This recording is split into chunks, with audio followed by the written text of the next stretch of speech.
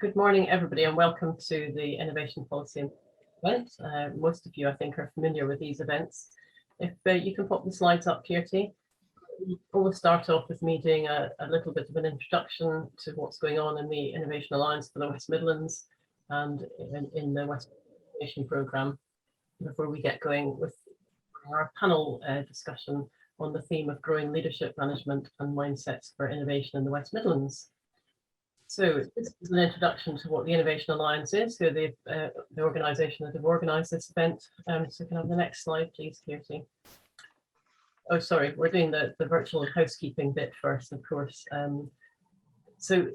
We have a panel. We've got 4 people speaking and the chair agent. But could everybody else keep themselves muted? There will be lots of opportunity to ask questions, but through the chat, please. If you can, as we go, you can post questions at any point in the chat function.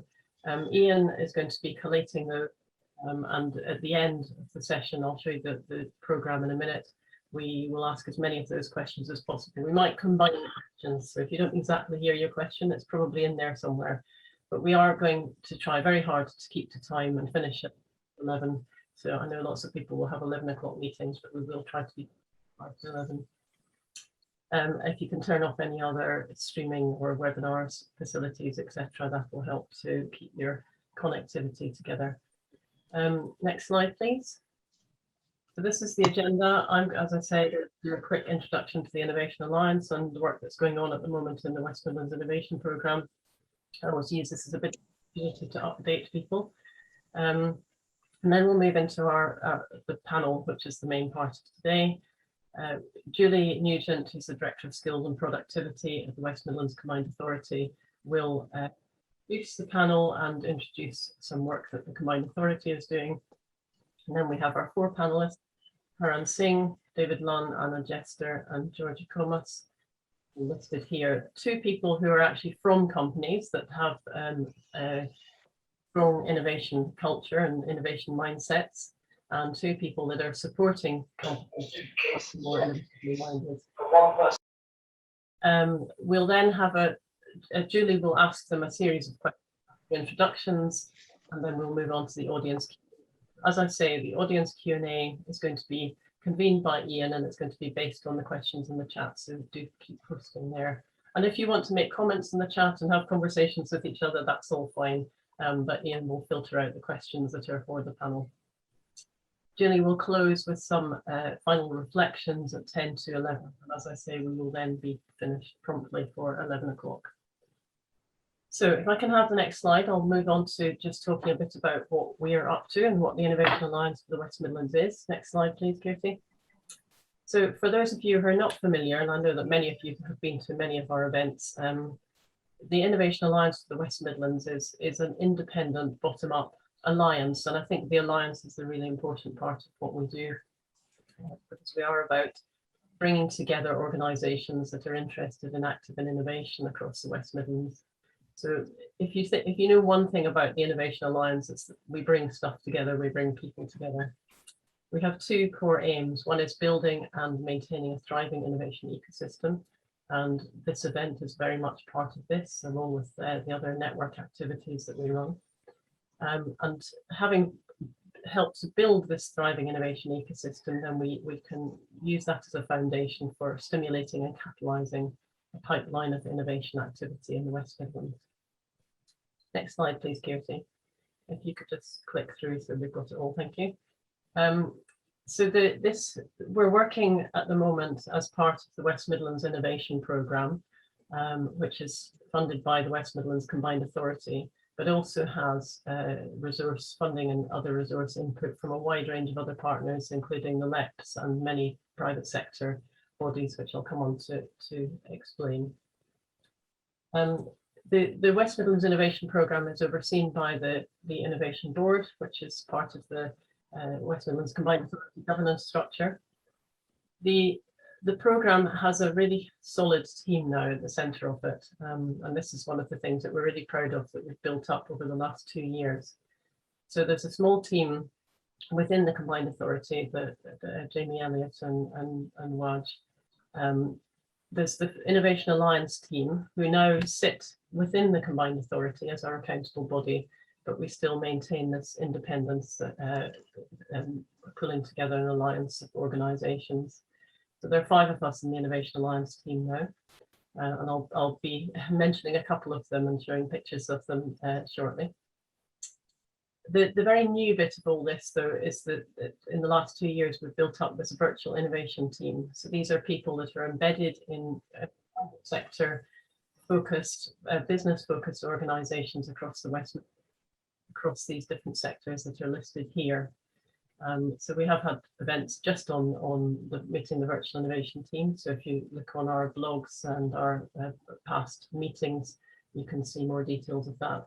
But the news this meeting is that we've recently added business professional and financial services to that list. So we're working with Supertech, which is a new organisation with working in technology in the business professional financial services. The West Midlands Innovation Programme has 5 strands of it. I'm not going to go through all of them, but just be aware that there are these 5 strands of activity. And today I'm going to be saying a little bit more about the culture strand and the talent strand, which are ones that we've perhaps focused on less in previous meetings. So if we go on to the next slide, please. So as I told you, I was going to show you some pictures. I think these look like the ghost of Christmas past, and the next slide will be the ghost of Christmas present. So in the innovation culture space, we have appointed a new business innovation support coordinator, Simon Spink, whose photograph is shown there. So he's been with us for about 6 weeks now, and he'll be working with businesses, the whole business community, to do 3 things. One is to provide more of an innovation angle to existing business support. So as with everything we do, we're not trying to start with blank sheets of paper. We're trying to understand what the landscape is already like and to just infiltrate it with more innovation thinking is often what we're trying to do. He's very much involved in the work to get businesses to think about and engage in innovation more. And that obviously links very strongly to the theme of this morning. And most importantly, really the newest bit of what he's doing is helping to facilitate navigation for businesses, because it's a very complex world of business support and innovation support. And we're looking at ways to facilitate navigation for businesses. So there are 3 tools that he'll be using. One is a group that already exists, our Innovation Support Forum, that many of you on this call are part of.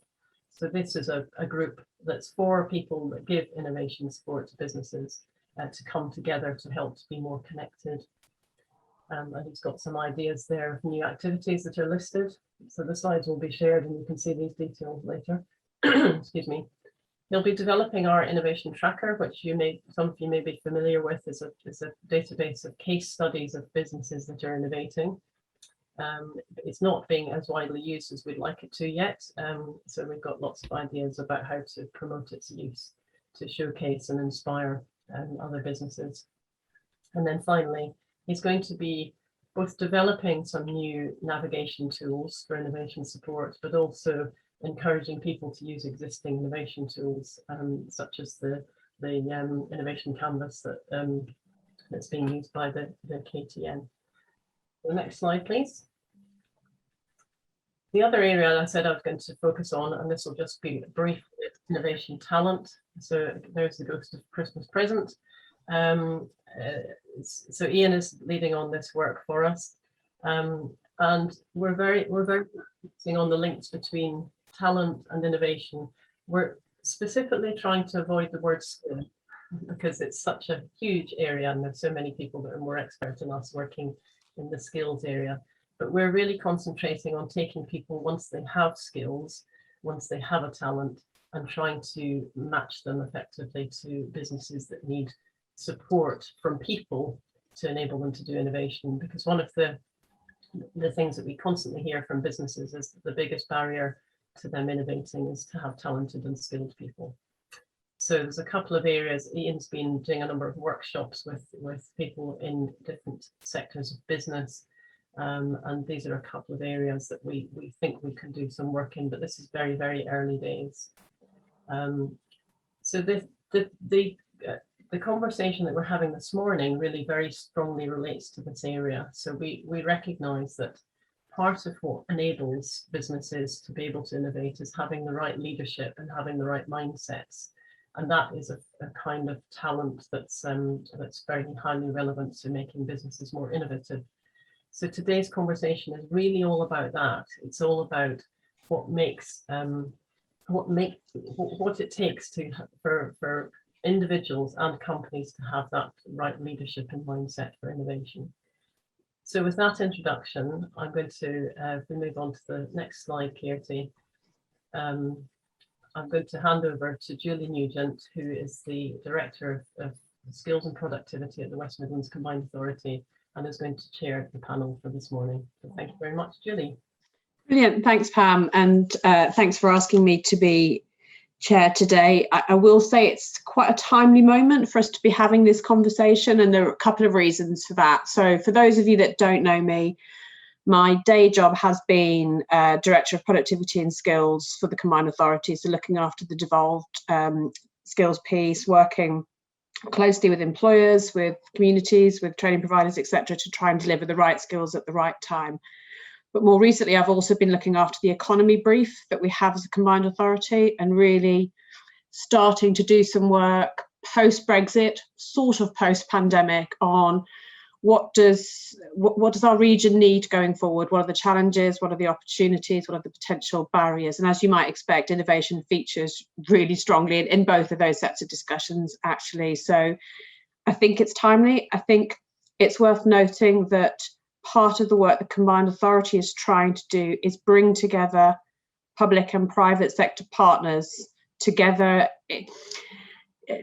to deliver a new economic mission. There are some challenges ahead. How do we really support more of our firms to be productive? How do we support growth in the right kind of clusters? All of those conversations are really, really live. And actually a lot of it, as you will know, will often come down to the leadership and management within companies across the region and how they are doing what they need to source talent, to source and translate new ideas. So really excited by today's discussion, really looking forward to hear more from our panel as well. And I will try to be a good chair and not to get too embroiled in the discussions, because I do find it really fascinating. So without further ado, I'm going to ask each of our panelists to introduce themselves, say a little bit about what they are keen to share with the audience today, but also some of their thoughts and reflections on what really good innovation leadership and mindset looks like from their perspective. So first up is Tarun, I think. Over to you, Tarun.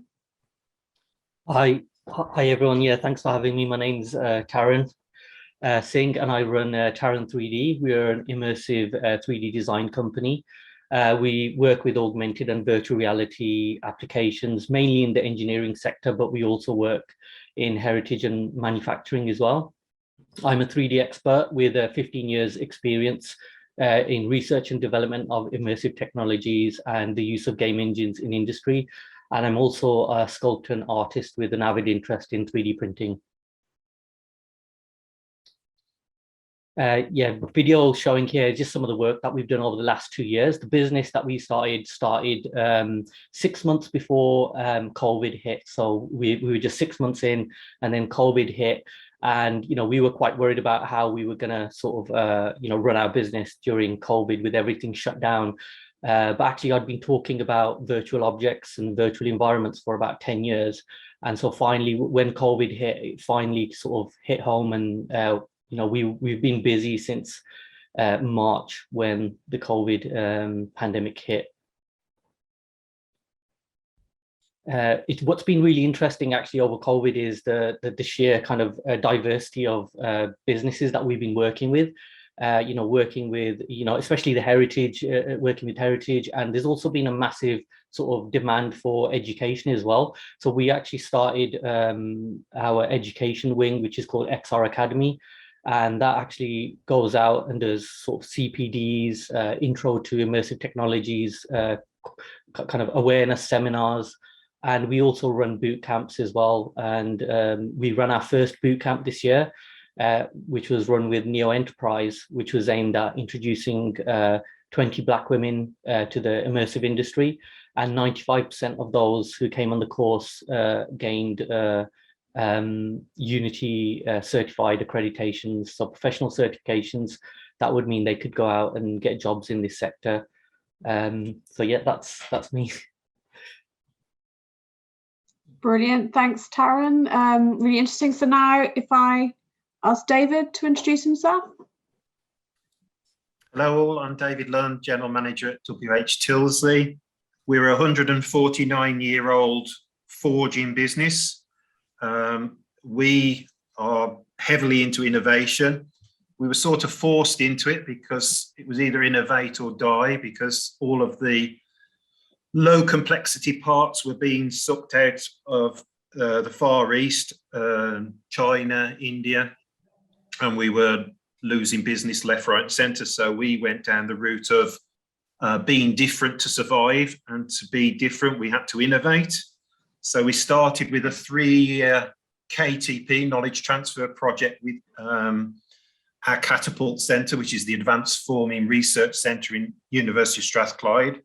That was very successful on a particular metallurgy.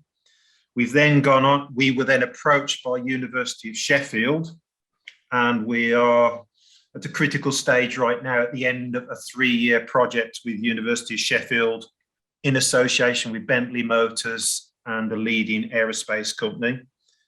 We're also 18 months into a 26-month KTP with Warwick Manufacturing Group on another process engineering innovative idea. We work closely with University of Birmingham on specific metallurgy projects and looking at temperature control. And we're working with GB SLEP on low carbon fund to get to net zero. So we are dominated by innovation. We're low to medium volume. We recognise that to survive, we need to be different. So we keep pushing the boundaries on being different. And we use every available opportunity to work with universities' Centre of Excellence to expand our knowledge. Excellent. Thanks, David. That's really, really insightful. If I can now ask Anna, if you're able to just say a few words about your thoughts and views, Anna. Thank you. Morning, everyone. My name is Anna Jester. I'm the founder and director of Jester, the home of leadhappy.co.uk. We help leaders and people managers to create the conditions for performance and success. And clearly a huge part of that is creating the conditions for creativity, innovation, and what we call everyday breaking the mold thinking. I just wanted to introduce myself and give my thoughts on innovation this morning by kicking off and sharing a story. And it's a story about Tabasco sauce, many of whom I'm sure enjoy it. I do. So Tabasco has been going since 1868. It's made on an island called Avery in Louisiana. And the legend has it that the company that owned Tabasco, McLennan Company, were having an exec team meeting many years ago and talking about how they could increase the sales of that product. And they talked about sales strategy, marketing strategy, branding, all sorts of different things. And it just so happened that one of the admin support employees for one of the exec team members came in partway through that meeting, and he had some papers for one of the exec team to sign, but he just happened to hear some of the conversation. And on his way out, he turned around and said, why don't you just make the hole a bit bigger? And guess what? They did. And that led to double-digit sales increases in the years to come. Now, there's lots of different versions of that story out there, and whichever one you believe or have read, the principle of the story is the same, which is that brilliant ideas can come from absolutely anywhere in a business and anywhere in an organization. And I guess when we think about that Tabasco story, you might argue, well, it came about by chance, but don't most of the best ideas and most of the best innovations. So when we think about leadership and creating cultures for innovation, creativity, and brilliant ideas, for me, much of that is about, as leaders, how do we create the conditions for chance in our teams and in our businesses? And many of you might have read a book by Stephen Johnson, which is called Where Good Ideas Come From. And he says a brilliant thing in that book, which is that chance favors the connected mind. Now, we've been talking a lot about connectivity over the last 20 months, and even more so as we're moving into a very hybrid way of working. And we're working with lots of businesses and leaders right now on this very challenge. So my question and real area of interest when we think about innovation and creating the conditions for that success and that performance and that real innovation is in organizations is how do we create cultures of connectivity so that we can bring minds, ideas, people together and create innovation? And how do we do that as leaders? And so much of it comes down to creating that culture and creating the conditions for success. And I think in summary, for my intro, I would say that Theodore Levitt put it brilliantly when he said, creativity is thinking up new things and innovation is actually doing new things. And the missing link between the two is absolutely leadership. Brilliant. Thanks, Anna. Really inspiring words there. Good context for the discussion. So finally, but last but definitely not least, if I hand over to George. Thank you. My name is George Akomas. I'm an assistant professor with Coventry University, and I am in charge of supervise the delivery on the Help to Grow project, Help to Grow program. The Help to Grow program is the government's response to the COVID-19, trying to help businesses. I mean, they ask themselves, how best can we help businesses bounce back after this pandemic? And they thought, hey, let's equip them with the information they need and the support, not just to bounce back, but to have that sustained growth 5 years, 10 years down the line. So the Help to Grow project was designed with the Chartered Association of Business Schools, and it's being delivered across the country. The government is paying 90% of the fees for that, about 7,500, 90% of that. And then it's delivered over 3 months. So we have these 12 modules. And then there are these mentors who come in to support. So the government pays this mentor to support these businesses to develop a growth plan. And then we have these peer-to-peer sessions. And there are 2 modules that speak to innovation on that program. There's one on strategy innovation, and there's one on digitization. Now, I'm not a tech person per se. My forte is not tech or innovation per se. I'm into leadership. And part of what we're trying to do is to make sure that they have that mindset. So across the program, we keep on looking at how do we get them to the point where they're able to, I mean, there are all kinds of things from employee engagement to leading innovation itself. What I tried to do on the program, there's this model called the HAVE model for innovation to help promote innovation. It looks at humility, adaptability, vision, and excellence, and engagement, sorry. How do you engage your employees? What are your short-term goals? What are your long-term goals? How do you, how humble are you? Because you need to take feedback, you need to listen, you need to engage with people. And then how flexible are you? How quick are you? There are also these competencies looking at hyper awareness, being able to scan your environment, being able to make informed decisions, and being able to execute at speed. So these are all things that I try to make sure that after this program, when they're done with this program, you have your growth plans, but you're also able to execute the plans you have. So it's great to be here. Thanks for having me. Brilliant. Thanks, George. So really, really diverse group of panelists, I think you'll agree. And we've got, I guess, a range of sectors, a range of experiences represented from, as Pam's noted in the chat, those companies that almost were forced to innovate to those that were born innovating, but then again, hearing the importance of how do we tap into that talent? How do we create those mindsets? What's the role of government or the state in helping to draw out some of these? So hopefully quite a fertile ground for us to grow. And I've got to give a bit of a shout out. Taryn, you mentioned NEO, and from a skills perspective, I think the digital boot camps have been some of the most innovative work I've seen. We've designed it here in the West Midlands. It's now a national programme. And if I may, because I think it's pertinent to this discussion, it started off, we were very aware in the region that digital skills was a huge challenge. Everyone talked about it, but when we went out to the sector, the education sector, there wasn't a lot that was happening that was really responsive. So companies were saying, we need digital skills, but we need them now. We can't wait for graduates to come through. By the time they've come through, they don't always have the right kind of skills. They're out of date, and none of the local FE colleges are really able to give us what we need. So we set about to say, well, let's start again. What do we actually want to do here? Coming to Anna's point about the doing. So we designed new curriculum based around what employers wanted. We brought in a whole load of new providers to deliver it. They weren't traditional educationalists. NEO hadn't necessarily occupied that space before. So what we've started to do was create a program that said, what do employers need, and train to that rather than qualifications that have been developed over time. And what's been really interesting about the digital boot camps is a fantastic result of getting people into jobs and taking unemployed people, taking women returners, all sorts, but actually over 50% female, over 50% BME. And what companies are now telling us, not only have they got fabulous new talent, but it's talent from more diverse places than they would possibly traditionally have recruited from. And that's bringing different mindsets, and it's challenging their way of working. And so that the benefits, the sort of spillover of that, are far more than just a simple digital training program.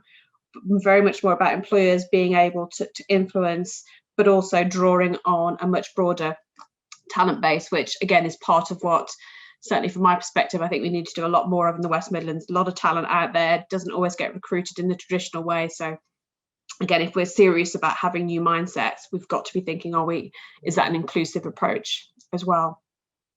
So lots going on. A few questions for me to start off with, if I may. I think coming back to, I think a couple of you have touched on it, how new ideas have come forward in your business and how you've been able to draw that talent. So I wonder, Anna, if I could start with you, what's the best way of doing that? How do we identify these new ideas? How do we get our employees to come forward with them, and how do we really draw out that innovation? What's the best way of doing that? There's a million different ways, Julie, but I love what you just said about equality in this. And for any organisational culture to create a brilliant approach to innovation, we've got to create an equal playing field. And that goes for every organisation, every sector, and every area of business and work in the UK and across the world. And the minute we start to judge books by covers, not look in every corner, and not give everyone a voice in the space of innovation, and not understand and believe that every single human being is an expert in something, that's the moment we kill our innovation culture before it's even started. So we worked with an organisation once who did something brilliant, really simple idea, but they set up an innovation pot, and it sat completely outside of the usual budgeting process for the organisation. It was a pot of money available to anyone to propose anything for the company. It could be a new product, a new process, a new HR system, a new management training tool. It could be anything. All it had to be was a new idea that would take the organisation forward. And it was open to everybody. And so they set this up. The response was incredible in terms of the amount of people that contributed to it, and the infrastructure they put around it was fantastic. And it has delivered millions in terms of benefit and revenue from the contribution that employees have made. And more importantly, sent a massive message out to the organisation to say, anyone can get involved here. Everybody has a voice, and everybody has the possibility to change this company with their ideas and their innovative approach. So creating that equality, creating that level playing field, bringing everybody in to create emotional connection to the direction of travel for the business, and the fact that you can change this, you can make an impact, is absolutely paramount. Yeah, brilliant. Thanks, Anna. David, if I could perhaps turn to you, you talked a little bit about how your company had to innovate. Again, can you talk us through how you went about getting those ideas to come forward? How did that work for your organisation? Well, we just realised that our product portfolio was completely wrong. So we were doing low volume, low margin, fairly uncomplicated work, which was we were just being outcompeted by India, China, Germany, Italy. So we decided to go down the route of change the product portfolio and go for more difficult work. But to do that had major risk and major challenges. So we reached out for help and got it from our catapult centre to begin with, and then other universities followed suit. The one thing that has driven us and has surprised us, pleasantly surprised us, is the amount of talent we've got in our own workforce. And we've got guys here who've never worked anywhere else. We've got guys on the shop floor of 68, 69, who are still willing to learn and have played an active part in all the innovation. But we still have, like all engineering companies, we still have a major challenge in skills gap, because we can't find any engineers between the age of 25 and 40. They've all gone. They're all sucked out by JLR, JCB, or they've gone into other fields. There's a whole lost generation. So you've got to try and bridge that gap. And that's true of all engineering companies. No one's got anyone between 25 and 40. So how are you addressing that, David? Again, just sorry, it's a bit of a skills focus, but your experience is not unique, I think, across the piece. And we're seeing the same situation, some of the financial business professional services firms, the likes of BT expanding, and Saks moving into the area, you know, that there's always competition for good skills. Is that forcing you to think differently about how you're responding in the workforce? Well, we've taken on 6 apprentices. We're now about to take on a 7th. We're putting all the apprentices working with the older established guys. We're trying to extend the learning as quickly as we can, but you know, we've got 69-year-olds working alongside 18, 19-year-olds, and you're just trying to fast track the learning as much as possible. But we have to recognize that those 69-year-olds, 68-year-olds are going to leave eventually. So you can't compete against the big boys like Caterpillar and JCB and JLR. They'll always pay more for engineers. Personally, not to get on too much of a soapbox, I think the problems in schools, I think the problems in universities, where certainly in our sector, engineering is not seen high enough. If you go to Germany, an engineer is valued as much as a doctor. In this country, an engineer is still seen as a car mechanic. And there's a perception which isn't attracting younger people into engineering. I'll push back. We're trying to overcome that. We're trying to overcome that by being different. I'll push back a little bit, just because I think at the same time you're not wrong, of course not. But at the same time, this sector, engineering as a whole, has been very reliant on very traditional models of recruitment with maths and physics. And I think things like apprenticeships are different. It's part of, you know, if ever there's a need for innovation, it's around some of that recruitment piece as well, because you're competing for young people at a time when so are lots of others. So might be something we could pick up at a future session, I think. Otherwise, we'll hog this one a little bit too much. I don't use recruitment consultants. I go to the job centre and I take on long-term unemployed, because then at least I'm working with a blank piece of paper and I can mould them and template them. If I take from recruitment consultants, I'm just going to get same old. Yeah, and so absolutely, no, that's really interesting. Thank you. So if I move on a little bit, talked a bit, and it's interesting to hear different experiences there from people either going to external sources to get help or looking internally. But it sounds like lots of collaboration required with other partners, with other agencies, and of course within the business. And just interested, if I might start with you, George, just your thoughts on how do we encourage that collaboration? Does that require a different mindset, a different leadership style? It does, and I'm a bit afraid that we might repeat ourselves here, because the same key things that you have to consider. And I think Anna said it earlier on, that diversity is really important. You cannot overestimate the importance of diversity. I mean, look at Nokia, for instance. The whole idea of why would I want to use a touchscreen? Of course, they will think that way when 80% of their executive team at that time were middle-aged white men from the same schools. So I look at what it led to them, what happened to them. So to get that pool of ideas she talked about, when you have different voices, it helps contribute to the quality of the ideas you have access to.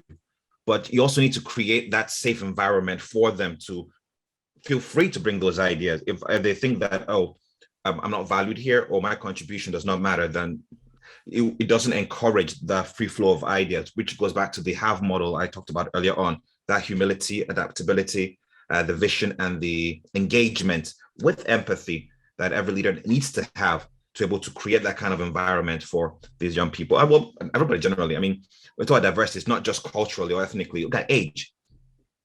I had some of my students who went on placement, and you get different feedback. Some of them didn't like the places they worked with. They saw how they could have made a contribution, but didn't feel comfortable, didn't feel safe enough bringing their ideas. I had one young boy who did social media marketing for them, bright ideas. They encouraged him. They gave him a job while he was still doing his final year. They won't pay him that much. I mean, he knew that he could get higher pay elsewhere, but because he felt valued and that they were trying to get him to teach the older people, and then show them a 5-year plan down the road. If you stay with us, this is what we think you could do. He was able to give his best, came back, and was looking forward to going back there. Yeah. That's really interesting. Anna, did you have any thoughts again on leadership and collaboration, sorts of approaches we need here? Absolutely. I really agree with everything George has just said, and something we talk about an awful lot here, and even more so in the last 20 months, is Maslow's hierarchy of needs. So we expect people to perform in that top part of the triangle, performance, self-actualization, without investing anywhere near enough in all of the other layers of the triangle. And we've seen this so much throughout the pandemic. How are we making people feel safe, like they belong, like they're valued? And all of these things contribute hugely to creating innovative cultures, because if your people don't feel like they belong, like they're connected, like they're worthy, and like they have a big value in your organization, they're not going to self-actualize at the top of that triangle and come up with innovative thinking, new ways of doing things, and really push the boundaries in that way. And collaboration wise, it's really interesting right now, because all of the research out there suggests at the moment that people think innovation has taken a real hit off the back of the last 20 months and the pandemic. We've kind of got used to the remote working and virtual working, but innovation and creativity has taken a hit. Microsoft did a huge piece of research on this recently. And innovation and creativity is absolutely possible in a virtual hybrid world, but it takes a different leadership approach. That's what it needs. So we've got to build in the skills, the capacity, and new beliefs and behaviors across leadership teams and people management teams to create the conditions for that success. And if we look at development teams, a brilliant example of this. So development teams across the world have been working in this way for years, global teams working on creative projects. And it's things like Scrum meetings, collaborative sessions, brilliant online collaboration tools, all of the different aspects we need as leaders and people managers to create the conditions for creativity. But we need to do things a bit differently. And at the moment, we're not in many instances. And hybrid meetings is a great example. At the moment, we're trying to deliver hybrid meetings in a traditional way, and it doesn't work. So some of the biggest killers of innovation, long emails and long meetings. I mean, how many of us do it? So many leaders and people managers, we're still sending long emails and having long meetings. Kills innovation and creativity. So we've got to rethink how we encourage people to collaborate. Toyota is a brilliant example. Have a look at how they do innovation. It's a core part of what they do. They use TRIZ systems. And I guess what I'm saying is flashes of brilliance and brilliant collaboration are absolutely possible, but we need the systems, we need the tools, and we need a new leadership approach. That's really interesting, because I think it's possibly a lazy assumption to make, but I'll make it nonetheless, that people have assumed during the pandemic, we've had to get used to new ways of working, new business models. Actually, it stimulated lots of innovation, but your sense is possibly, but possibly not. Is that fair? Yes, I think, have businesses pivoted? Absolutely. We have seen some phenomenal stuff.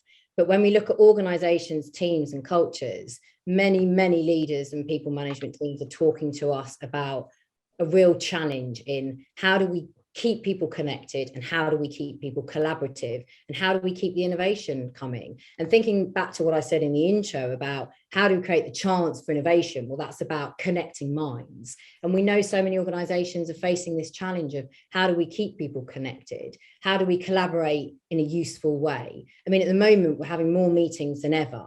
And I think the latest stat was 20% more meetings, working on average half a day extra a week. But 60% of people admit to multitasking in those meetings because they're virtual.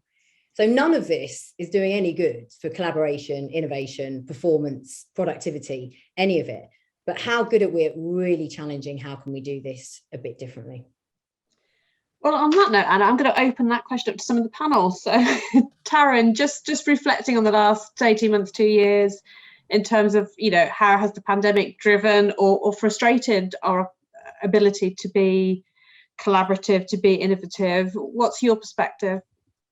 Yeah, I think I agree with what Anna and George said. I think you've got to encourage a culture of discussion and experimentation and playfulness as well in the workspace. I think it's really important. People have to feel as though they can, make suggestions or make comments within the meeting and not feel judged. So we have to create like an open forum so anyone can talk about anything. Everyone knows about the other projects that are working on. I think also you have to give people the space and time to try things out. So actually allocating time to innovation, because I think a lot of people, they talk about innovation. And I remember when I was working in research and development, it was like I was constantly fighting for more time to be able to develop new products, but it just wasn't given. So I think we tend to allocate, a certain portion of our week and our time on developing new products. And whether something comes out of that, and this is an important thing about prototyping and innovating, it's something might not come out of that experiment, and that needs to be okay. It needs to be like, oh, we spend a day on this. You make a qualified risk basically, and saying actually, if you spend a day on that and just find out what's going on with it and if it's going to work for us, and even if you're able to eliminate that sort of path, that's a good thing, because it means that you can sort of strike that off the list and carry on putting your efforts into something else. And I think, that's really important to be able to put that time in. And I think also collaboration is key. We've bootstrapped the business. We've had no external funding support since we started. And so collaborating with other businesses and I think the key thing I find about innovation is that everyone thinks innovation is about technology.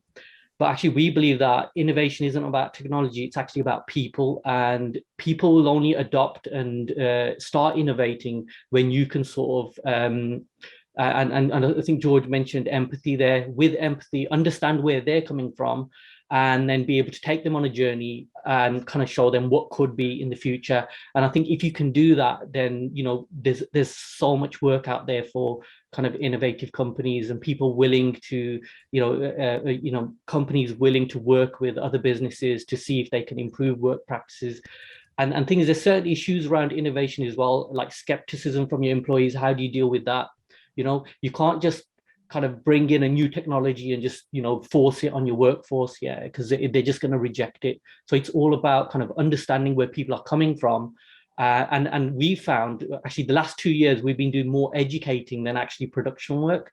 It's like, how can you expect people to adopt and use technologies if they don't really understand what they can and can't do? So we spent a lot of time with businesses just talking to them about, this is new technology, this is what it can do, it can work in this situation, and just answering those questions and giving them the information they need to make informed decisions. No, that's really interesting. And just reflecting on both of your comments, I think certainly at the Combined Authority, we've been trying to adopt more flexible working pre-pandemic. So when everyone had to, and we were patting ourselves on the back saying, oh, we're great, look, we're really agile now, we're really flexible.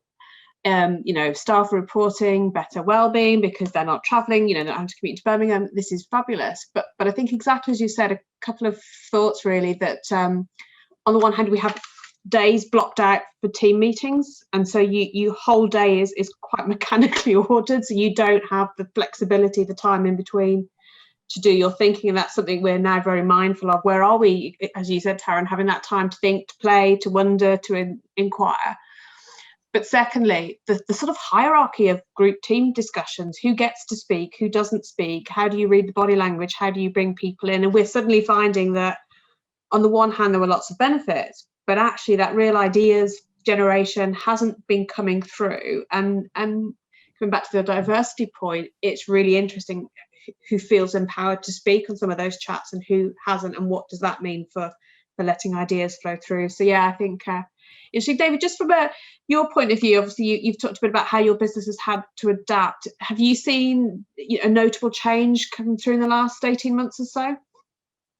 Well, during COVID, we were restricted in numbers because we had a third of the workforce on furlough. So we've got a culture where we encourage continuous improvement or Kaizen activities, and that's just been delegated even more to the shop floor. So any operator can raise a Kaizen or a continuous improvement or an innovative idea.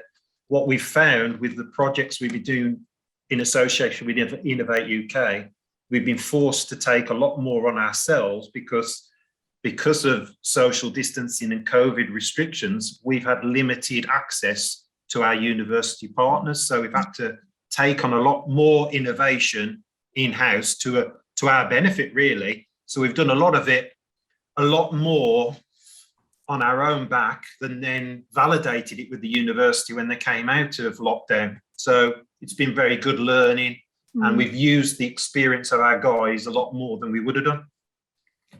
No, that's really interesting. Thank you. And so moving on, we've heard a little bit about how you guys have sourced new ideas, new talents coming either from working with university partners or agencies or with employees. But I wonder, have you got any examples of where or how you might have unlocked a new idea, a new talent from an unexpected place? And maybe if I start with you, Taran?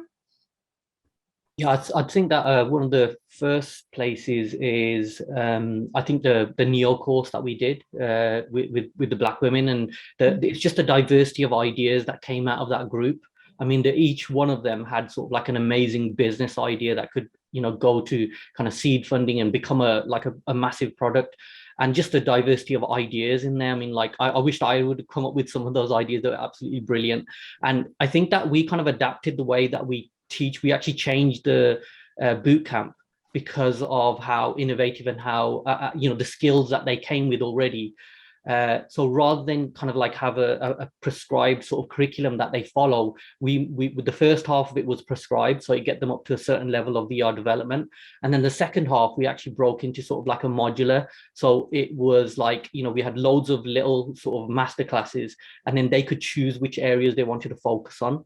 So some of them were working on sort of music apps, immersive music apps. Some of them were working on dance apps. Some of them were working on products, you know, clothing stores in VR. And so all of these ideas were like just amazing. And, you know, I was just like kind of taken aback and just, you know, just really impressed by what the work that they produced at the end of it. I mean, you can see, I mean, NEO published their video of all the end of year work. And I mean, it's better than what some companies are producing in VR, you know, these days. So I was really proud of all of them.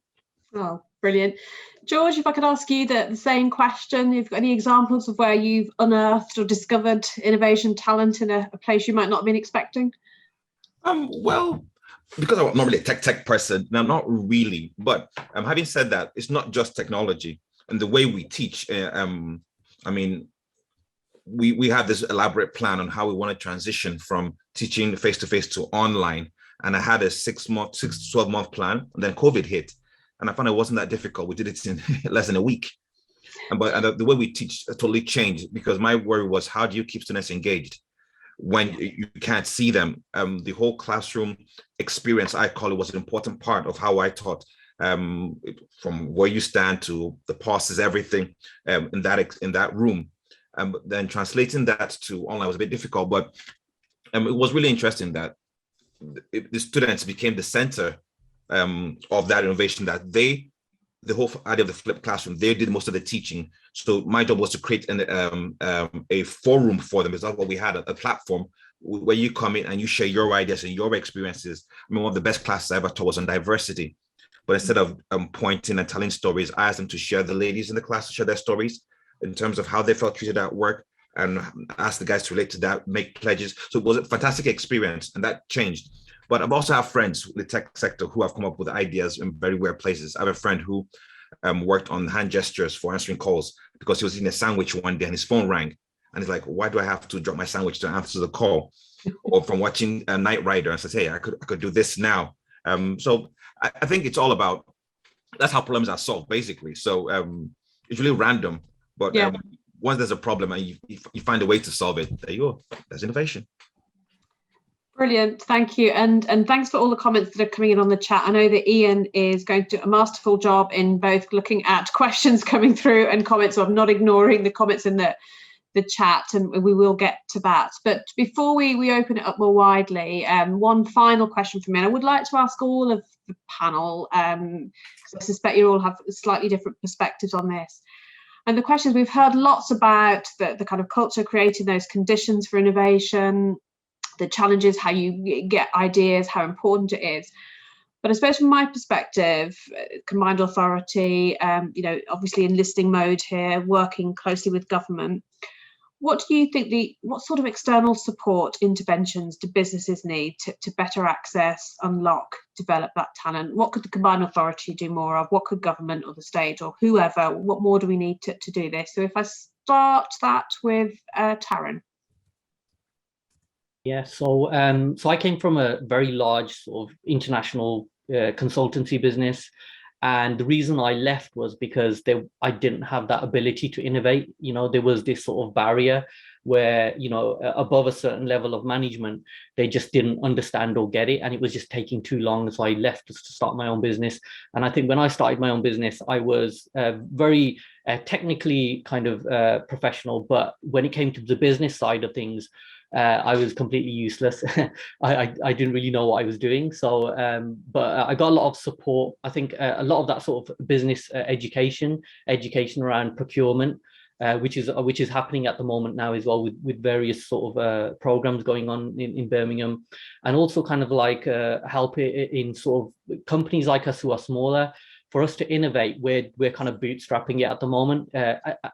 Access to funding, to innovate is quite kind of daunting and difficult for small companies to access, especially if you have no experience of that. So yeah, help and support for small businesses, making the procurement process easier as well for smaller, more innovative, agile companies to access would I think is key to getting them in, because I think one of the key put-offs for smaller businesses, we can go out and work with commercial companies and bootstrap our companies that way. We don't really kind of need to get involved in this sort of procurement process, and a lot of us are kind of put off by it, and we just think, actually, you know what, it's easier if we just go the commercial route, and because we don't know how to do this and we don't understand how this process works. Great, thanks, Taryn. George, if I ask you the same question. Looking at diversity, when there was a shortage in terms of doctors and nurses, the NHS, they made it easier to get people from outside to come in and fill in those roles. If we need that to support innovation, why not? I'm also looking at innovation, government-funded innovation labs, finding ways to connect universities with each other and with industry to support innovation, and basically celebrate it. I mean, we see I'm on TV, all these shows, I'm a celebrity, get me out of here, celebrating being a celebrity. We have all these influencers who are doing great things and who are being celebrated. Why aren't we celebrating and encourage innovation, especially for the young people? Yeah. Brilliant. Thank you, George. David, what could the combined authority do more of? What could the government do more of to encourage, enable more innovation? I think we need some sort of capital expenditure funding scheme. We used to have the ERDF. We've got no real easy way of getting support for any major capital expenditure now.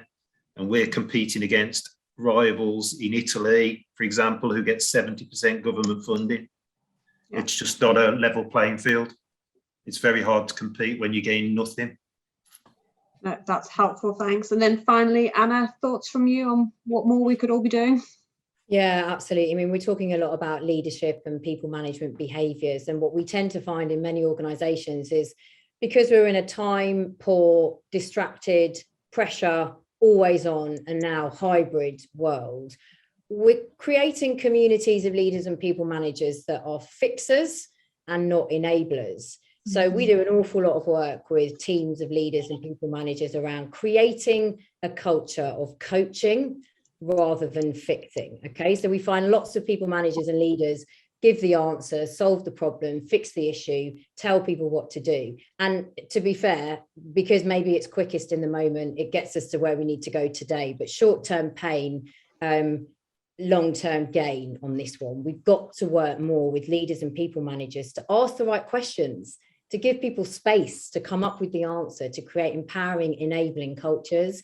Now, there's some grants out there, particularly in sectors like manufacturing, for example, where you can match funds development for people managers and leaders to help them with some of these different behaviors, to how to really support conversations around innovation and how to create cultures of innovation. And it's all around coaching. And I think we'd all agree that Einstein was a pretty good innovator. And there's that brilliant quote where he said, if I had an hour to solve a problem, I'd spend 55 minutes coming up with the right question. And as organizations, how often as leaders and people managers are we asking the right question instead of giving the answer? Because if we continue to give the answer, we will only get the same result. They're creating communities of leaders and people managers that are coaches, and the government to do more to fund, particularly SMEs. And, you know, small entrepreneurial scale-up startups that are really making a change and an impact on the world for the good. More funding to help support their leaders and people managers on aspects such as that. That's brilliant. Thank you. And on a personal note, I'll reflect. I'm very early on in my career because I'm a fixer by nature. I want to go in and sort it. And actually, I had a very good coach at the time and learned that it gives you that very short-term gain, but it's the wrong answer to really create the right conditions for an empowered and high-performing team. You enable other people to come up with ideas and solutions. And I think that's particularly, just reflecting on some of the discussions we've had, that's probably been a bit of a challenge of the last 18 months, 2 years, that we've been having to fix things very quickly. And are we in that right innovative mindset, which is all about creating the broader conditions for new ideas rather than just solving things straight away because we're in crisis mode? So yeah, really interesting observation. Brilliant. Look, thank you to the panel so far for sharing your thoughts, answering my questions with such intelligent and insightful comments. Now going to hand over to Ian, I'm hoping, who's going to talk us through some of the questions that have emerged from the chatter from the audience. Absolutely. So thank you very much for that. And that was amazing. A great kind of like close off on the thought process from Anna there. Absolutely along the same lines as the Innovation Alliance, 100%. So yeah, we've had some great questions through from the audience in the chat. So thank you very much for being so active in there. Just to throw this out to everyone in the panel, but I'm probably going to start with David first. If you think about your own innovation journey as your own kind of business and organisation, how different does the company feel now since becoming an innovating business? So David, if we start with you. Well, we're still on a journey, to be honest. We're still playing catch up because we've completely changed the business from being a high volume, low complexity cruncher of parts to taking our time over parts, realizing the risk of the parts, realizing the premium of those parts. So it's care and attention all the way through, but we're still playing catch up because changing the product completely as we have, you know, the plant and machinery still needs some investment to catch up, but we're trying to catch up at a rate of knots. So we realize we're on a journey. We realize we're not the finished article. We're just trying to, and the stock phrase I do here is, if we can just improve a little bit each day, we'll get there. And that's the whole culture we've got here. We're not trying to become a Rolls Royce from a Mini overnight. But there's that culture change, and that's the important part, isn't it? Yeah. So fantastic. Okay, thank you, David. If I go to George next. Sorry, what was the question again? So what was the question again? I love that. So the question was, if you think about your own kind of innovation journey, and again, it's quite different comparisons, isn't it? You're coming from a kind of academic viewpoint. So if you think about your own innovation journey within Coventry University Services or Coventry University broadly, how does the organisation feel since it's enabled kind of more innovative processes? Well, good, I guess. The most important thing for me too is that the customer, well, in this case, students who are the customers, are part of that journey too. So a lot of times when we do this in isolation, or you think it's about, someone said earlier on, it's not about technology, it's about the people. A lot of time when we think about innovation, we're constantly thinking about technology, but it's in services too. When you work with the students, when they're part of that journey too, I think there's a lot more fulfillment for you and for the end users when you see the end result and they're part of it. Excellent. Thank you, George. And again, a really interesting comparison now to kind of Anna and Taran, because you are also very different types of organisations. So, from your perspective, Anna, what's kind of what's the kind of the vibe within your organisation since you've started your own innovation journey? I think everybody's been correct to say it really is a journey. And I was an independent consultant for my business has been going for 10 years. And I've been a leader myself in a number of global businesses, which is really why I set it up nearly 10 years ago. But the first half was very much being an independent consultant, going in and working with individual leaders and teams. And now the business is growing and I have a team in place to support me. It really is testament to how to create those conditions for innovation, because so much of it is about conversation. So brilliant ideas rarely come from one person's brain. I think sometimes we have these images of people sitting down and coming up with this amazing idea, but that's rarely the way it happens. It usually comes from conversation and challenge. And so in the latter part of Jester's journey, having the team in place is testament to that, because they challenge me and they question me, and we have brilliant conversations about the direction of travel. And I love the analogy of the Rolls Royce that was just given. And we often talk about, we're trying to be a scooter here, or we trying to be a full-on motorbike, or we trying to be a Ferrari, you know, on our own growth and scale up journey. What are we shooting for in this particular area? And I think the C word, conversation, is the most important one to remember, coupled with challenge. And again, how are we creating the opportunities for conversation and challenge within our teams? And are we creating environments of psychological safety, or are we creating environments where people feel a bit fearful to put their head above the parapet? And I love what Taran was saying about all of this, because how we talk about failure and learning is paramount. And Netflix, you know, they are famous for saying 90% of what we do is wrong. It's going to be wrong. But we do that in the spirit of going after the 10% that's going to change the world and change the markets in which we operate. And they talk about sunshine learning. So if something works, we'll celebrate it. If it doesn't, we'll sunshine it. I mean, amazing, powerful language that makes something so positive out of that learning experience. And for them, sunshine learning is about get the light on it, explain what happened, give the whole organization the beauty and experience of that learning. Words create worlds. We talk about that massively. Test and learn is huge right now. And how much more positive is that than failing, and even failing fast? You know, that incremental testing and learning all of the time. So from my own experience, it's very much about the team, conversation, challenge. How do we create the conditions for that? And language, you know, analogies and storytelling, and remembering that words create worlds. So how you talk about innovation, learning, progress, failure sets the whole stage for how the people within your business respond to it, lean into it, and come up with their own ideas. Excellent. So Jester, the home of Lead Happy by name, Lead Happy by nature. Yeah, we talk a lot about Jester by name, Jester by nature. We do like to have a bit of fun here, absolutely. Love it. Thank you, Anna. And Taran, to you as well. Kind of, you know, you talked a bit in your introduction about your kind of journey, your kind of an innovation journey. But yeah, how different do you feel now compared to the start of Taran 3D? I think at the beginning, I mean, I was very, because I didn't have the business experience and the background. I mean, I was quite kind of shy and nervous about things. And I think as the 2 years have gone and the successes that we've had, it's kind of made me a bit more confident and kind of, you know, because it's kind of like a new way of doing things. We're not doing things in the traditional way, like it was done in the corporate sort of environment. And we've just taken on sort of 4 Kickstart as well in the Kickstart scheme. And we didn't hire for skills. Actually, we said, look, we don't care if you haven't got the skills. We want the right mindset. And, you know, we can teach you how to, you know, use a piece of software in 6 weeks, but we can't kind of, it's very hard to get that sort of mindset there. But yeah, having that kind of atmosphere in our business of that sort of playfulness, and I've always been like that because I've always kind of like played with things. I've always kind of like learnt. I'm sort of self-taught as well.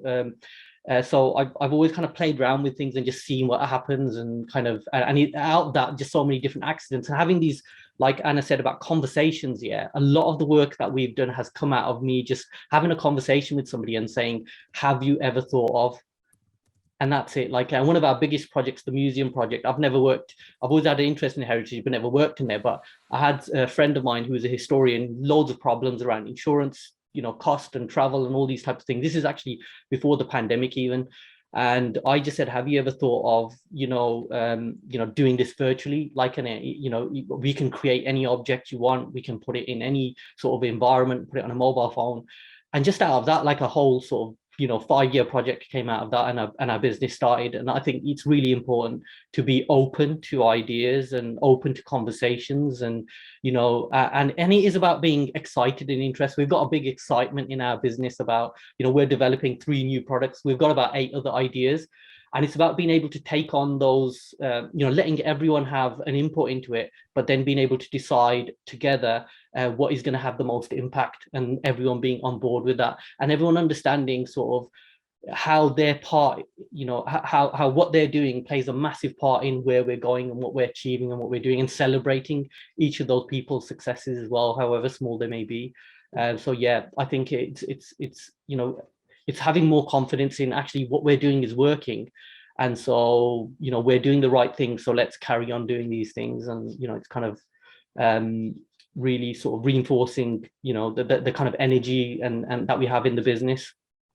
Ian, is it okay if I just share? So I'm a coach on the Creative Scale Up program, and I've watched Taran's journey from afar a little bit. And I just have to share how inspirational he has been to businesses just far and wide across the Midlands. And he's talking about his own journey there and personal growth and growing confidence. And it has been an absolute joy to watch and be a part of. And he is such a trailblazer, and is absolutely just leading from the front on every aspect of this stuff, and is presenting so humbly here today, but the impact has been quite something. I 100% agree with you, Anna, because I've had conversations with Taran many months ago about that kind of overcoming imposter syndrome and the belief in yourself and all those types of things. And and Sophia in the chat again. Yeah, I think Tara's doing a fantastic job. So yeah, all the better for having him here on the panel. Absolutely. Okay, so to keep the time, I'm just going to move on to the next question. And again, I'm going to start this off with David, because I think it's interesting from a more traditional kind of business perspective, how kind of viewpoints have changed. But David, how would you describe the change in the definition of the customer? And how does innovation enable you to position yourself as the kind of business of choice against your competitors? In terms of the customer is always looking for an edge. So if you can provide something that's different and gives them an edge, then you effectively engage the customer and you become exclusive to the customer. So what we're trying to do is be innovative, so that the customer only makes the choice to come to us. They're all looking for an edge. If you can get that, if you can provide that, give them something different with some longevity, then you're securing your own longevity. Excellent, thank you, David. And I'm going to throw that one to Taran as well. Sorry, what was the question again? So essentially, when you're looking at the kind of, I guess, moving on from the first question, you're going through your innovation journey. How has the definition of the customer changed from kind of like along that pathway? And how does innovation kind of single you out as a kind of preferential choice compared to your competitors? Yeah, definitely. And I think, well, what's changed is that when we started off, we were talking about technologies and, look at all these amazing things that we could do. And now we actually just listen to the client and say, and I think George mentioned empathy. And I think that is the biggest skill you could have. Because if you can put yourselves in the client's shoes and understand the problems and issues that they're having, you can clearly understand, actually, because I understand this technology, I can see a pathway through, and I can see a way that you could get to where you need to go. And so, yeah, and that's where kind of like our sort of kind of, that thing about innovation is about people, not technology. We do feel it's like a journey for people as well. And that's why we're kind of becoming more sort of like about education or about the technology, rather than we're doing amazing things. We're still developing products and doing amazing stuff, but I think that key for innovation is being able to take everyone along with you. And I think that's really important, because you could kind of just run ahead and make the iPhone 20, but everyone's still at iPhone 13, and it's going to take time for them to catch up. And, this is an important thing that I kind of learned a while ago, because I was always the person was like, oh, this new technology has come out, or this has come out, and I would just carry on going. But nobody really understood where I was going or what it was about. So it was about learning about people and learning about understanding clients and, having those conversations and having that empathy with them, understanding. And I think that a lot of businesses that are trying to innovate as well, like I can understand where they're coming from, especially during COVID. They don't really understand these technologies. They're kind of afraid of them. And we're kind of like a very sort of soft approach and easy sort of friend who can come along and sort of explain it in a non-threatening and kind of non-scary way, and make it more comfortable for them and easy for them, and also not sort of throwing them in at the deep end. We do a lot of things with prototyping and phasing projects. So if they don't want to invest too much to start off with, it's kind of like, well, let's start with the phase one. What can you afford, and what are you willing to put on the line just to do a proof of concept. And 9 times out of 10, those proof of concepts have proven that this technology can work in multiple diverse industries. That's great to hear. And actually, to follow on from that, really, so we've talked quite a lot about kind of like diversity and recruitment, but we all know that diversity can lead to greater productivity. So how, as organisations, can we recruit diversity into businesses, but not just recruit diversity into businesses, develop it? I'm going to start with Anna on that one. Yeah, it's the holy grail, absolutely, isn't it? So I think when we talk about diversity, we go beyond diversity really to talk about belonging. And I often think that we can talk about diversity in quite a linear, one-dimensional way. And we all know the main groups that come up again and again when we talk about diversity. But actually, there's not a single person on this call today that isn't in a minority for some reason. Maybe they've suffered domestic abuse. Maybe they have moved internationally to multiple different countries during their life.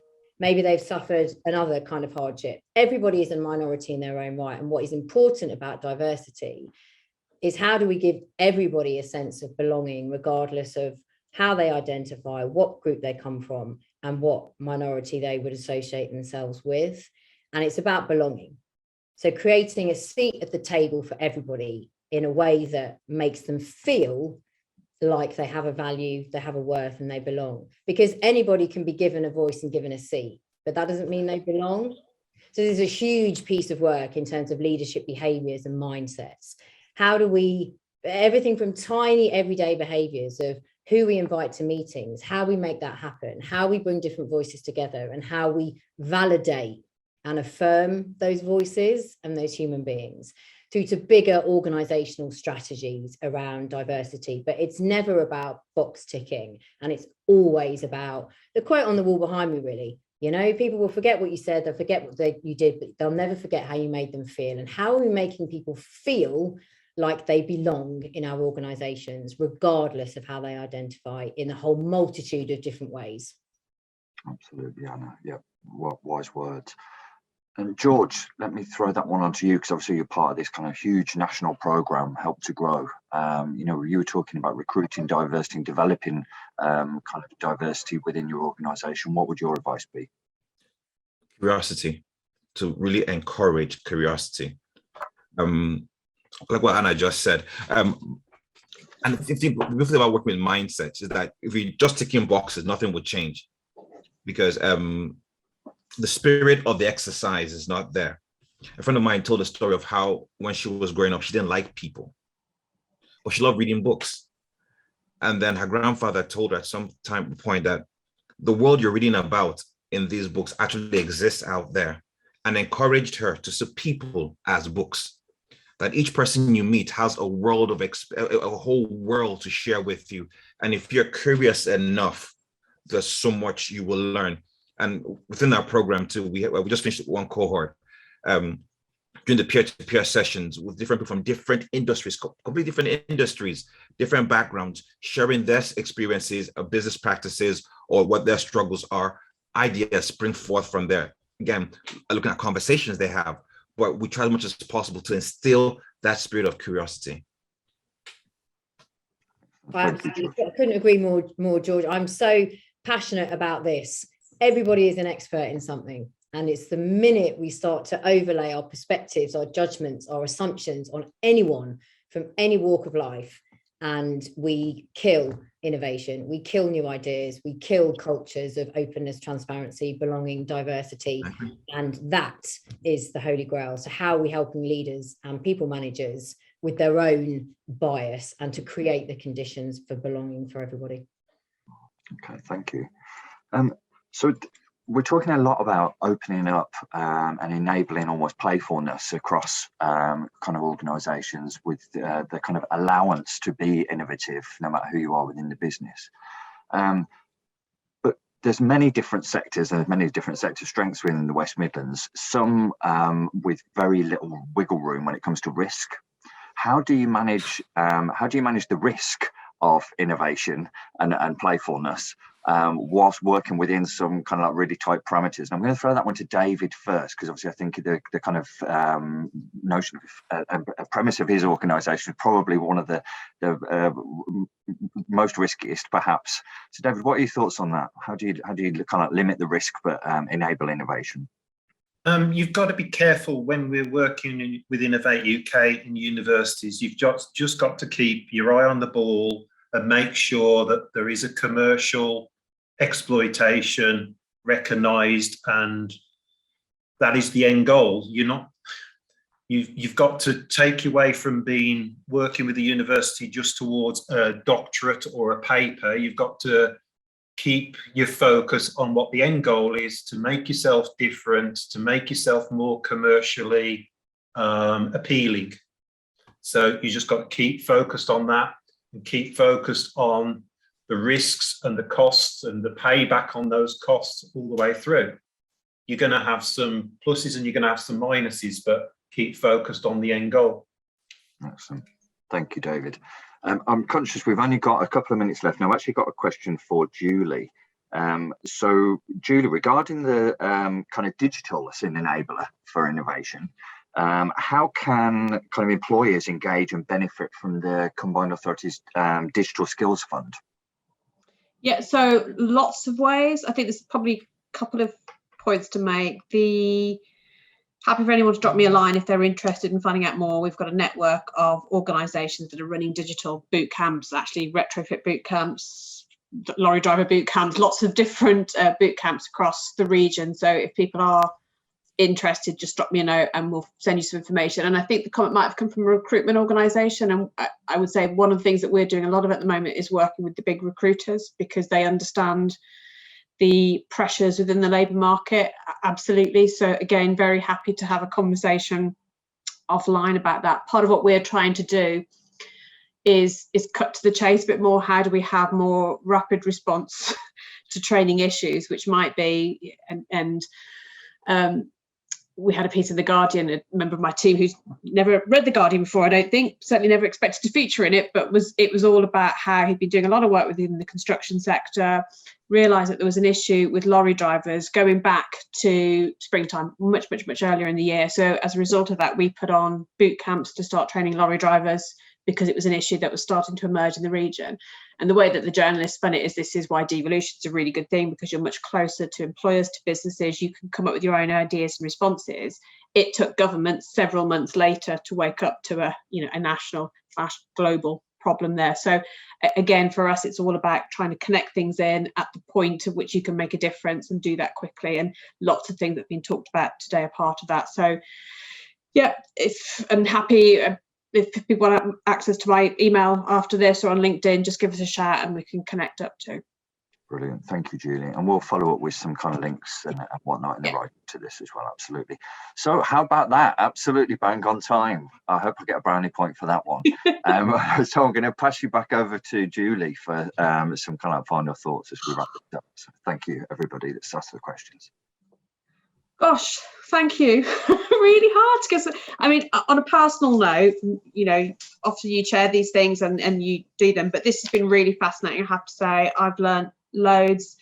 I've been challenged loads as well. Some of the sort of provocations that have come out. I think it's been a really interesting, hopefully useful discussion for lots of people. On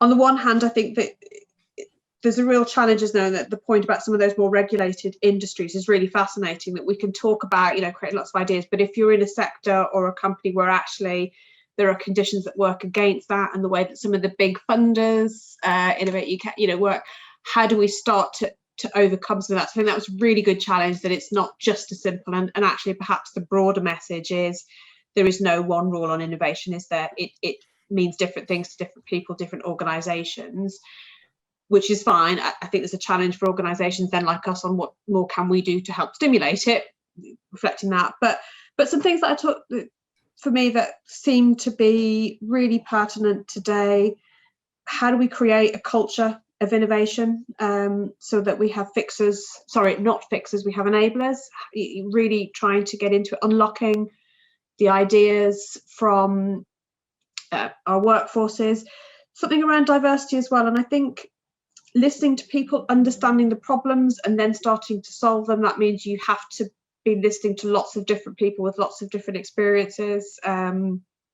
So again, that diversity point, which isn't, I think as someone said, a very simple nature, it's recognizing that lots of people have different experiences, different issues, and understanding that and then responding to that is part of what we need to do more of.